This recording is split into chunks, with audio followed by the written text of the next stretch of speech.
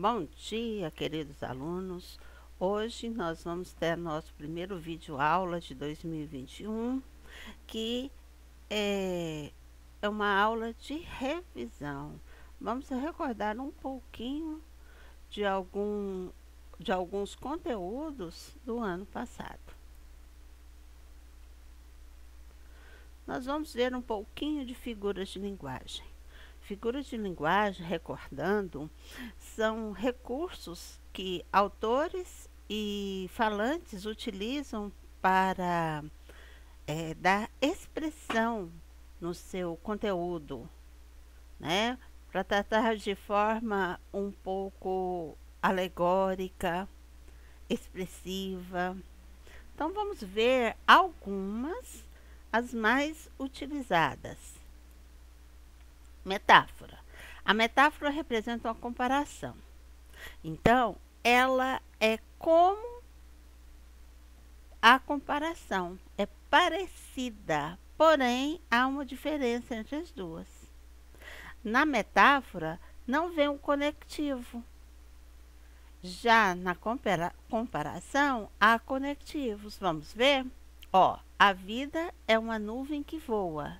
Isso é uma metáfora. Está comparando a metáfora a uma nuvem que é passageira, que voa. Então, não tem nenhum conectivo. Se tivesse esse como aqui, esse conectivo como, seria comparação. Então, a diferença entre as duas são os conectivos. Olha aqui. Seus olhos são como jabuticabas. Tem o conectivo? Comparação. Se não tivesse, seria metáfora. Se eu dissesse assim, seus olhos são jabuticabas, seria uma metáfora. Ok? Metonímia. Metonímia, nós temos vários tipos de metonímia, porque ela é a transposição de significados considerando parte pelo todo, autor pela obra. Por exemplo, costumava ler Shakespeare.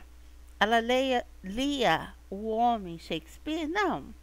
Ela lia as obras de Shakespeare. Eu comprei um Picasso. Eu comprei o homem Picasso? Não. Eu comprei o quadro, a obra. Certo? O estádio vaiou. Foi o estádio que vaiou? Não, foram as pessoas que estavam no estádio. Bem, aí nós vamos para a catacrese. A catacrese é por falta de uma palavra melhor para especificar alguma coisa, utiliza-se a catacrese. Por exemplo, a asa da xícara, o bico do bule, o braço do sofá, a perna da cadeira. Embarcou há pouco no avião. Quem embarcou, embarca no barco. Porém, para se entrar no avião, não tem outra palavra que expressa melhor, certo? Sinestesias. Sinestesia utiliza sensações por órgãos dos sentidos diferentes. Por exemplo, com aqueles olhos, os olhos é a visão, né? Que utiliza os olhos. Frios. Frios é o tato. Diz que não gostava mais da namorada. Então, há uma mistura de sensações, né? A lua beija... Não, esse aí é outro. A sinestesia, então, voltando aqui para ficar fixo, que é a associação desses sentidos, né? Sentir o doce gosto do aroma das flores, né?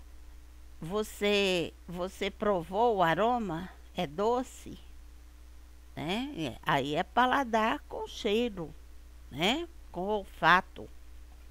Perífrase é também chamada de antonomásia. É aquela que a gente pega um codinome ou uma palavra que identifica alguém.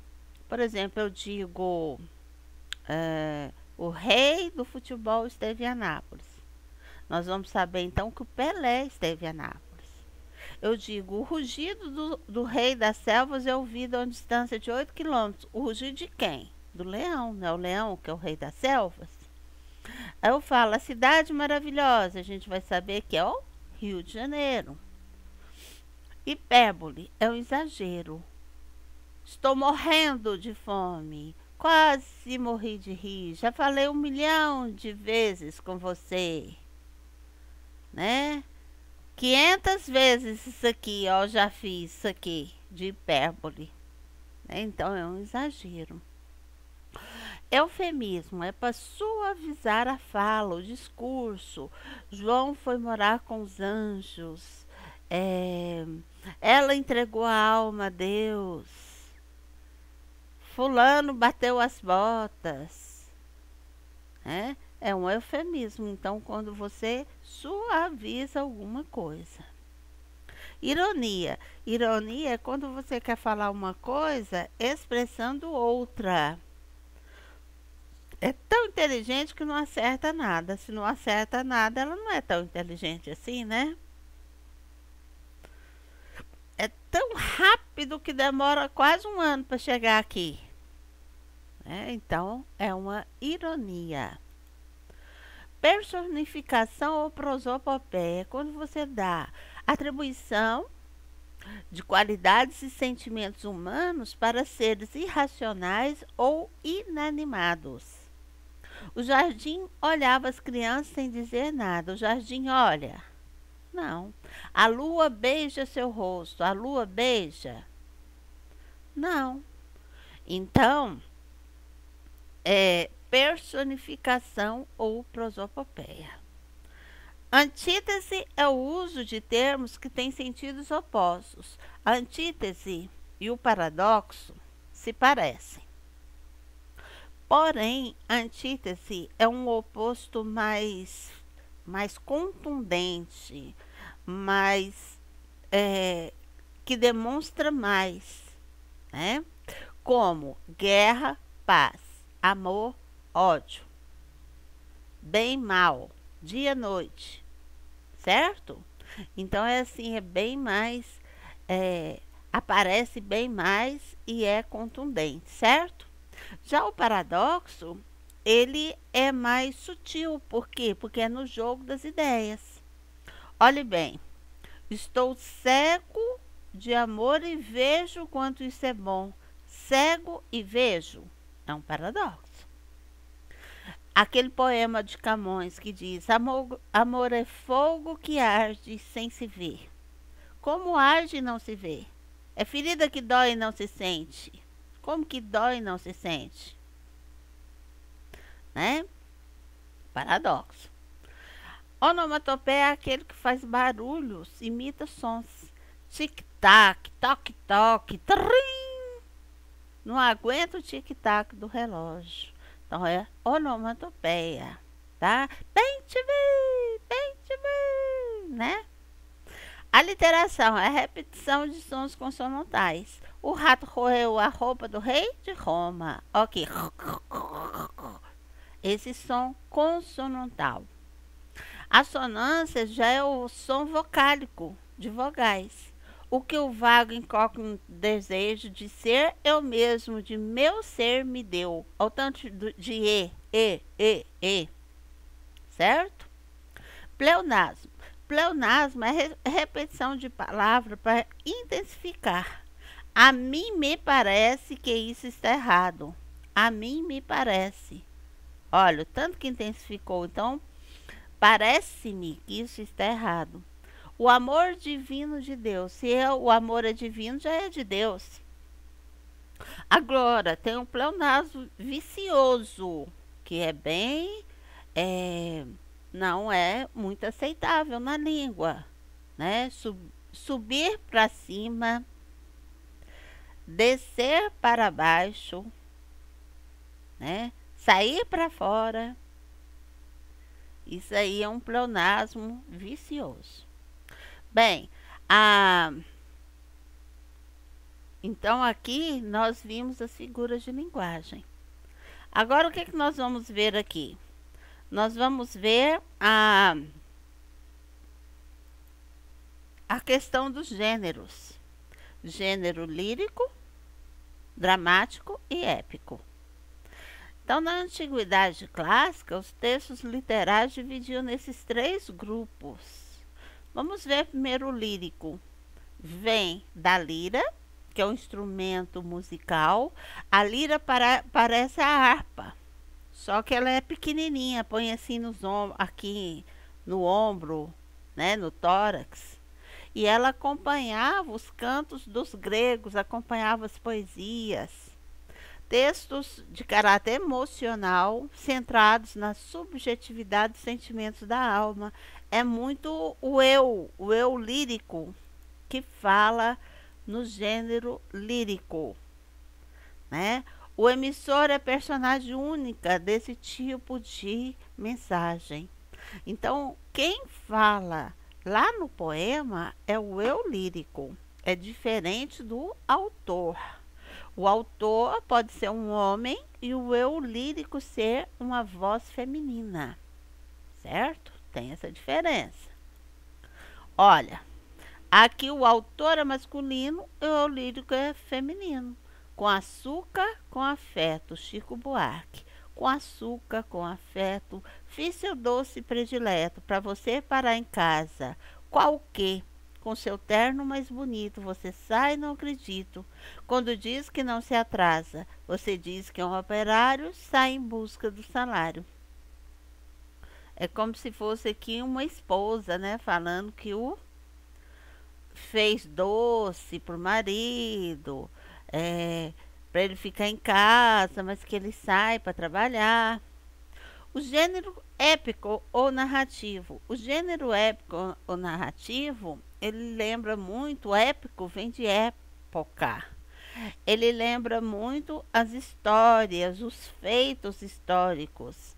Então a palavra epopeia vem do grego epos, verso mais poiô, faço, e se refere à narrativa em forma de versos, de um fato grandioso e maravilhoso que interessa a um povo.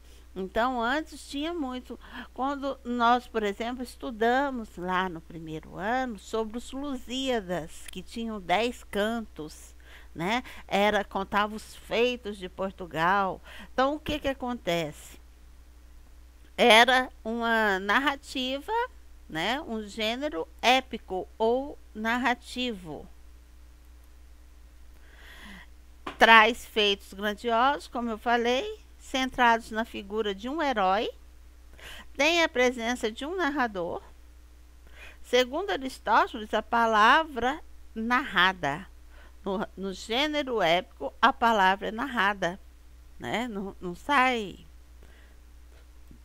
sons, mas narração.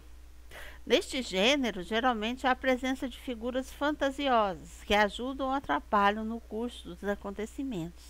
Igual lá nos Lusíadas, tinha o gigante Adamastor, o herói era o povo português.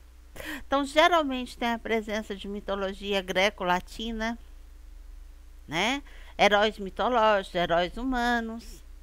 O gênero narrativo, que também está ali junto com o gênero épico, né? Porque é uma variante.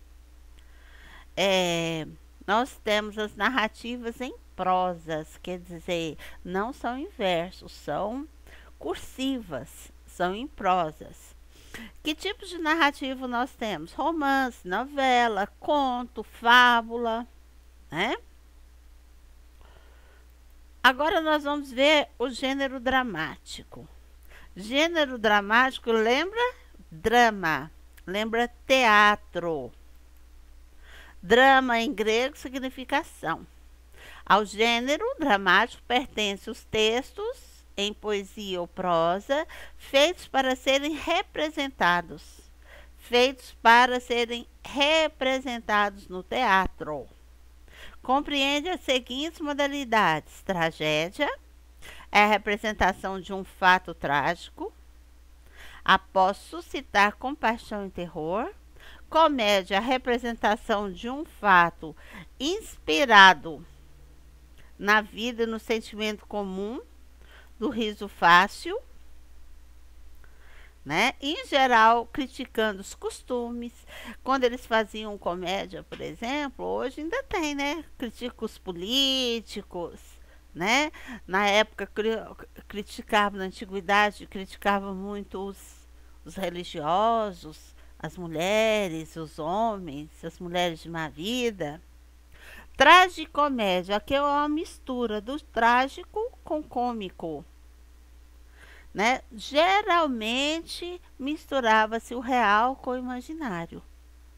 A farsa, pequena peça teatral de caráter ridículo e caricatural, criticando a sociedade e seus costumes, baseia-se no lema latino: ridendo, castigar-se humores, rindo, corrige-se os costumes. Então, bem, eu espero que tenha ficado claro que que possa ajudá-los nas suas tarefas.